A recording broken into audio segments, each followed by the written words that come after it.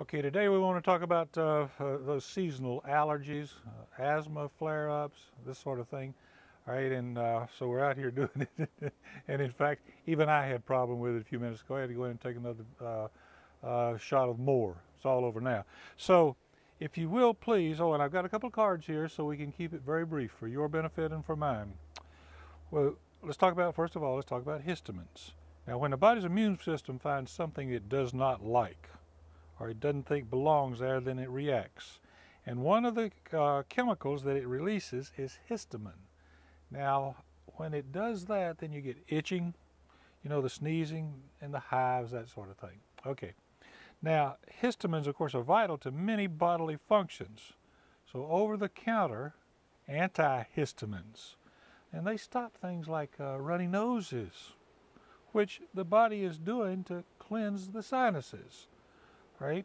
So the body's natural antihistamine, of course, is mineral C. So that's one of the three things that you want to be concerned about when you start dealing with the inflammation in the bronchial tubes and these little foreign objects that are being reacted to. Okay.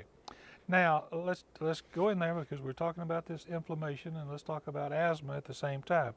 Now, asthmatics provide higher levels of what are called leukotrienes. Now, they're about 1,000 times more potent than the histamines that we were talking about at causing bronchial constriction. Now, these highly inflammatory leukotrienes are produced when an enzyme known as, we'll go into it, is a 5-lipox acts on a particular fat. All right, and that fat is called arachidonic acid. Well, let's don't get into that too much. All right, the conjugate, excuse me, and you have conjugated linolenic acid, which produces a precursor, all right, that prevents the closing up, all right, or that bronchial distress. All right, now all these things that I've talked about, like the arachidonic acid, the conjugated linolenic acid, all right, which produce icosapentaenoic acid and icosahexaenoic acid. Listen, all of that is in the oils. All right, and the whole thing now is moderated. One thing that keeps this thing from going overboard like this is what? It's the vitamin D, and the vitamin D is the trigger. It is an anti-inflammatory to make all these anti-inflammatories, all right, to give them that little code to tell them to go to work. And if you will, if anytime you start getting a problem that has to do with the asthmatic response, all right, or the hay fever and this sort of thing, right?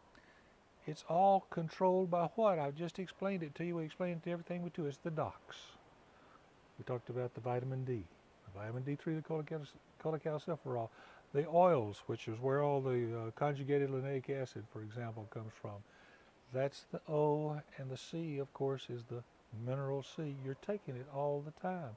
Do like I did. Go in and get another drink. You just didn't have enough for the body to combat all of that.